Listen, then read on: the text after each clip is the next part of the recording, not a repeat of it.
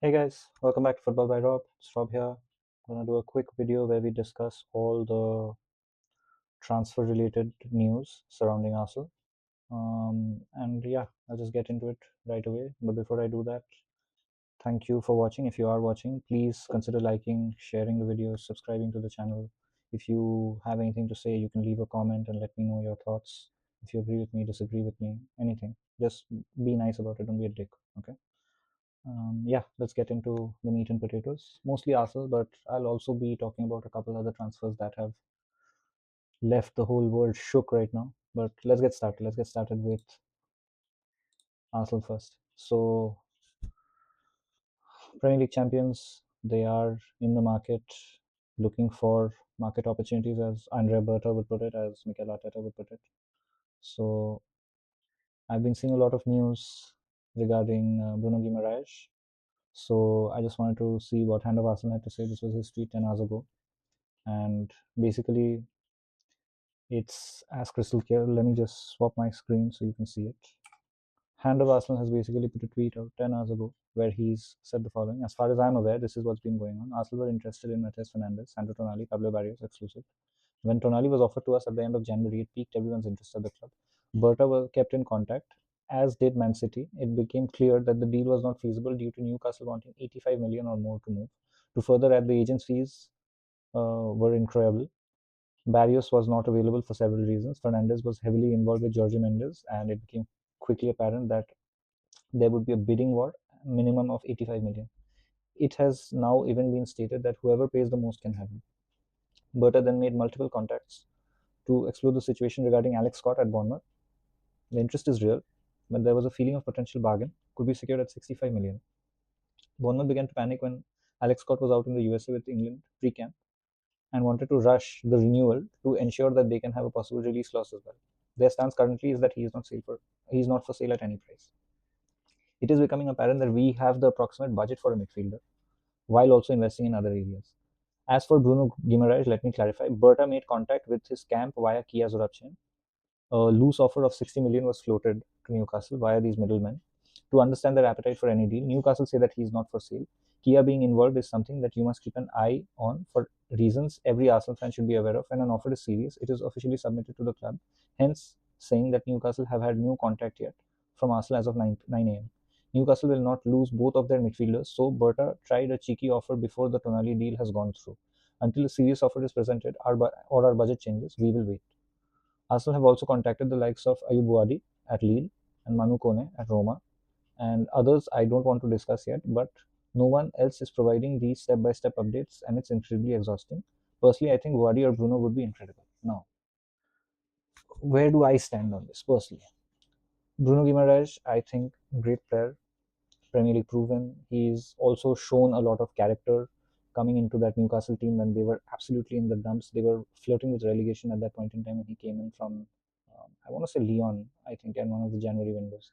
And he's been one of their finest players. In fact, I would even say that he is their best midfielder on that team, maybe even the best player on that team. Yeah, certainly after Isaac left. So it's interesting to see whether Newcastle will be letting him go or not. But at the same time, Newcastle also have to reckon with the fact that they are not playing in Champions League. They're not playing any European football for that matter, and they happen to have a lot of players who have a certain level of ambition that they are not able to help fulfill at this point in time. That plus the fact that you've been seeing PIF, basically the Saudi state fund, the public investment fund, they have started cooling their interests in sports a bit. I mean, they've uh, stopped funding live golf. They've, you know, gone and sold Anthony Gordon recently. They're not looking to invest a whole lot of money in Newcastle right now either. So that leaves that door open whether Newcastle will be willing to do business or not. Now, we are direct rivals, so I don't think it should be an issue for Newcastle to do business with us, but it's only if they think the price is right. Them saying that they want something close to 80, 85 million, if Hand of Arsenal is to be believed, uh, does not make sense to me. And even for Bruno, what we are saying, 60 is very, very generous in my opinion, because this is a guy who will be turning 29 I think, yeah, he'll be turning 29 in November. So Arsenal basically are not going to get anything out of him when you consider what if we give him a say a 4 year contract, he'll probably want to leave after the second or third year, or because we are not going to give him a renewal, right? Certainly not at the kind of money that he'll be expecting. And then he'll probably be looking to make a massive payday, and then it's either going to be a Saudi or an MLS or something like that, basically, right? So does it make sense to tie up a massive chunk of salary to a player who is going to be pushing 30 within 18 months' time? I'm not sure, especially when you consider that the Premier League is moving away from the FFP, financial fair play, and PSR, profit and sustainability rules, and it's going towards the SCR, which is the squad cost ratio. So, just to give you a quick rundown on the squad cost ratio spiel, it's basically each team can spend 85% of their revenue on on players and on signing players and giving their transfer fees and their wages and their bonuses and this that. And if you're one of the European club, one of the clubs playing in the Champions League, I'm not sure if it's only Champions League or Europa and Conference also. I think it's only Champions League because the gulf in class is massive when it comes to the financial advantages that you have when compared between Champions League and Europa. But I think if it's only the Champions League teams, they get 70% only. So 70% of their total revenue they can put back into the team, and they cannot go over that threshold. And if they do, there will be fines and penalties and non-negotiable point deductions, which the Premier League has basically tried to enforce, so that there aren't any of these appeals and situations with CAS and whatnot. Fair enough. So again, coming back to that, I'm expecting Bruno will be. If I was Bruno, he'd be wanting something above 270K a week, maybe 300, maybe even more. I don't see us breaking that 300 plus barrier for, I'm sorry to use the word, an outsider. Uh, Saka is the only exception who has that right now.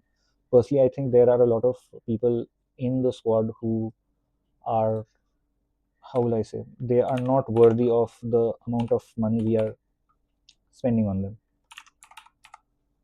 So I just want us to invest wisely. Right. So going through Arsenal squad right now, we have 24, 25 players on the books, and there will be some outgoings, right? So when we think about all these new defenders and new midfielders and everybody else we're talking about, we'll need to keep those in mind as well. Now, Bruno at 28, 29, I'm not sold on personally. Go after, I would prefer Tonali over Bruno just because of the age factor. But I will say that Bruno is the better player than Tonali, and I get that. And if Arsenal are in this win now sort of a period, then it makes sense to get Bruno. But again, it also depends on what sort of money we are paying. I don't think it makes sense if we are going to break our wage structure for Bruno. I don't think so, personally. I would also prefer this young fella over Bruno or Tonali, even though he is not Premier League proven, and there is a massive chance that uh, all the promise that we see in Liga and in the initial two games of the World Cup, 3 games of the World Cup, sorry, they that doesn't pan out. But I really like Ayyoub Bouaddi. I think he is one of the players who are going to be, uh, you know, on everybody's transfer list once the World Cup is over. And if we can get a deal done before the World Cup is over, then nothing like it. I think Andre Berta will have pulled off a masterclass. He's also recruiting a lot of people to join his staff, his technical staff, and his recruitment staff. So I'm keen to see how that changes our dynamic in the transfer market now. But yeah, I would prefer Ayub Bouaddi over Bruno or Sandro Tonali in all honesty. The other player that I think Arsenal should go all out for is this guy, Morgan Rogers. Now, I had made a video last year when I was discussing Arsenal's transfer targets and everything, and that time I remember Morgan Rogers was linked with us as well. But I thought that I still wanted to see a bit more from him, and I thought that given how our squad was set up, we needed a player like Eze, or we needed an actual proper left winger over somebody like Morgan Rogers at that point in time.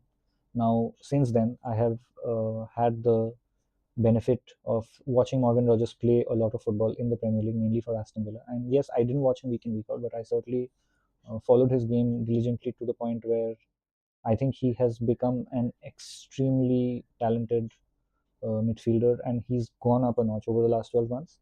And I think he would be perfect for Arsenal, especially because I have a feeling that Martin Odegaard is coming towards the end of his time at Arsenal. Now, I have nothing against Odegaard. I really like him. I think he is an extremely talented player, and I'm always going to be grateful to him for all the amazing memories that he has given me as an Arsenal player, as an Arsenal captain. In fact, I've even sketched some of his um, moments as well. I mean, my first ever Premier League game live was Brighton Arsenal at the Amex, and he scored when they were wearing the black kit in 22-23, and I remember drawing that as well.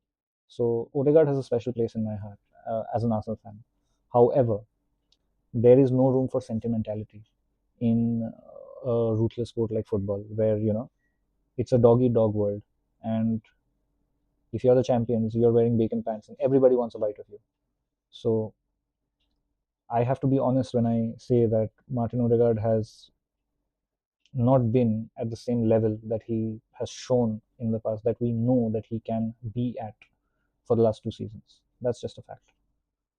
I remember 2.5 seasons ago, I was actually going to bat for him and saying that he deserves to sit at the table with the likes of Bruno Fernandes and stuff. And since then, I've had to eat my words. And how?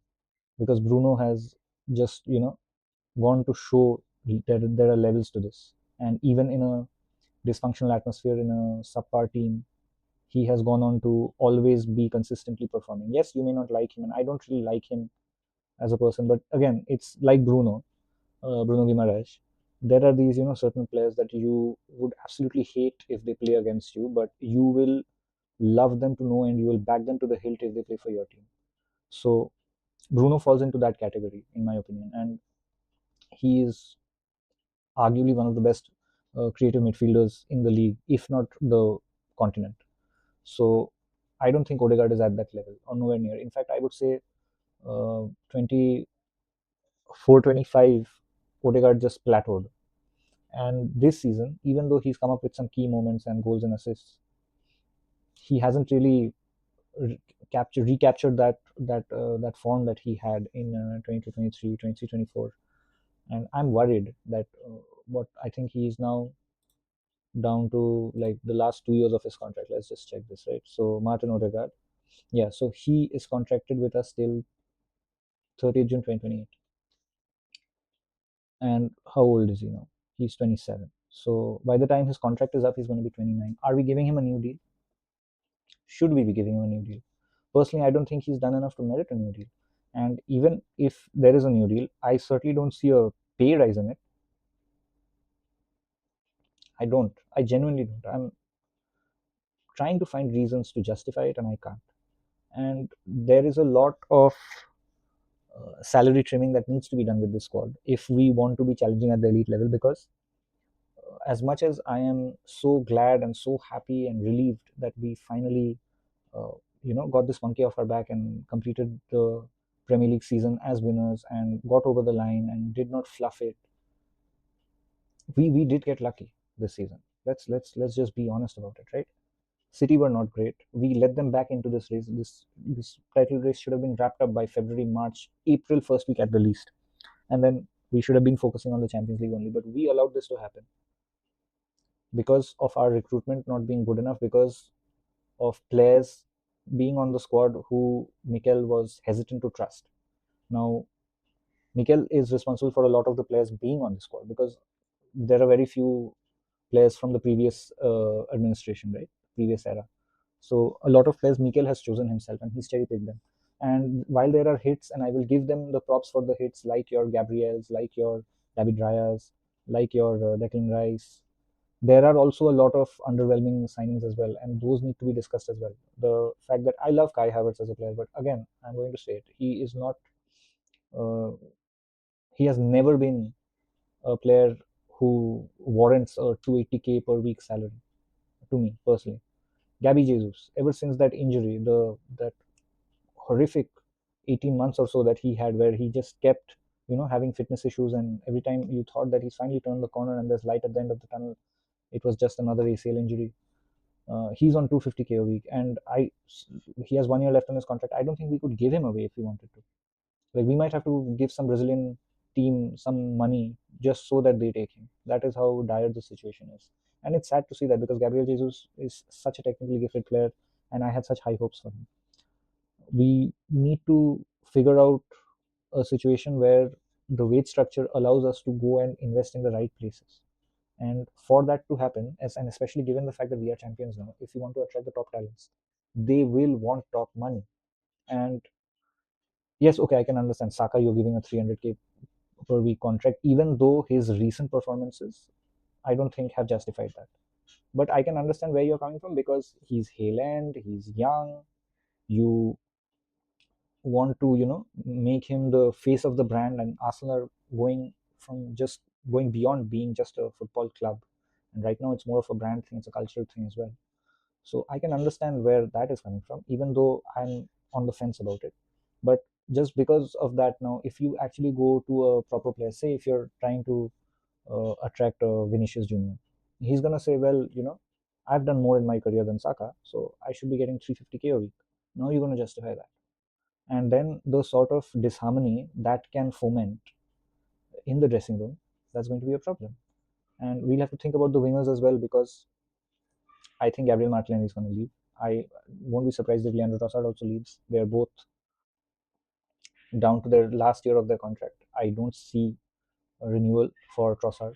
Martinelli maybe could get a renewal, but I don't see a situation where Arsenal can win the league with Martinelli as your starting winger. That's just the fact of the matter. And again, no hate on Martinelli. I really like him as a character. He's come up with some clutch moments, clutch goals. But like I said, there is no room for sentimentality here, right? So all these things I have to take into account. Now, Morgan Rogers, coming back to Morgan Rogers, why I think we could do with him really greatly is because Morgan Rogers can be an option here to replace Odegaard, but Morgan Rogers can also be an option here to replace a Trossard or a Martinelli or whoever you want. And I think that sort of versatility is what Mikel Arteta really likes in his players now. He always wants players who can play in multiple positions. So that allows him that tactical flexibility as well. He can, pick and choose his players and pick and choose the sort of style he wants to deploy. Horses for courses, essentially. But then, what will be a good price? What is the right price for a Morgan Rogers? So here they say it's 77 million euros. If you see all the conversation around, where is he? If you see all the conversation around Morgan Rogers right now, I think Villa wants something around 80 or 85 million. But here is another major spanner in the works, and that is, where is it? Yeah, that is this. Manchester City just confirmed yesterday the signing of Elliot Anderson from Nottingham Forest for a deal worth 116 million. So, in a world where Nottingham Forest have managed to get City to pay 116 million for no doubt a good player, but let's be honest, he is not uh, a player with the same level of attacking output that Morgan Rogers has. So Aston Villa can certainly see this and be emboldened by it and say, well, we feel that Morgan Rogers is a better player, or a player with qualities that will be more in demand than Elliot Anderson. And in a world where Elliot Anderson goes for 116 million, they can certainly say that they want more. I don't think they'll be hurting for cash either. They won the Europa League. They've finished in the Champions League positions. They will be playing Champions League football next season as well. So they're certainly not in that sort of situation where they were, 2 seasons ago, when they had to sell a John Duran, or they had to get certain business done in order to be in the green and not get a points deduction, or not have any, scrutiny or penalties following them. So what does a move like this do for the market? That's the question now that has to be seen. Personally, I think Morgan Rogers would be absolutely amazing. If I could, if I could, I would get Morgan Rogers from Villa. I'd be willing to go till maybe 90 million, 95, 100 maybe at best, but not more than that. And I certainly don't want Arsenal to be in a situation where we get into a bidding war and we are just, hiking the price up for ourselves. I don't want that. I also don't want Morgan Rogers to be at Arsenal. I don't want Arsenal to pursue Morgan Rogers until and unless he only wants to play for us. If he's just using us as a stalking horse to get a better offer somewhere else, or if he's going to be swayed by other competing offers, then fair enough, man. You can go wherever you want. You're a good player. I wish you well. But I don't think I'm going to be, losing any sleep over you not signing for us if that is the case. But yeah, I would love to have Morgan Rogers in the team. Morgan Rogers, Ayyoub Bouaddi. I would love to have Ayyoub Bouaddi in the team. I think he will be perfect to take over from Norgard, who I think will also be asked to leave. Let's see Christian Norgard's contract. Yeah, it's ending this season, so I'm pretty sure he will either leave this season or he'll leave on a free next season. So I don't see this working out. Ayub Wadi can be here, and he can be that young player who can deputize with, with the likes of a Miles Lewis Kelly for Zubimendi and Declan Rice. So these two can be your first choice, and then you change between them. I'm also concerned about Merino as well because I don't know if he is going to get a new contract or not. Even he has 2 years left. Personally, I'd be okay with him getting an extension for 2 years maybe, or a 1+1. But again, he won't be the starting midfielder, and as long as he knows that and he's okay with it, I'm okay with it. That's the main issue that I have. And when we go to the left wing, if these two leave, who can we get? Well, Morgan Rogers to play in the wing is an option, but if Martin Odegaard is leaving or if Martin Odegaard is injured, then that's going to leave a vacuum on the left as well, especially if one of these two leave, right? So then you're going to have to look at somebody like a Bradley Barcola maybe, or you're going to look at wait, hold on. You're going to look at Bradley Barcola, or you're going to look at somebody like Vini maybe. But again, like I mentioned earlier, uh, what sort of uh, what sort of environment does ego like Vini, bring with it? So that I'm concerned about, and especially when you've seen Arteta has shown this now time and again that he is somebody who believes in the sum being greater than the parts. So when you put somebody like Vini, the chances of that balance getting upended are higher. And then what happens if there is a conflict between the pair? Then what do we do? And we've seen what happens in the past when he's had issues with Aubameyang and issues with Ozil. So that is a concern that I have. But again, Vini, only a fool would say no to Vini. And even with his lack of defensive work rate and everything, I think he'd be amazing.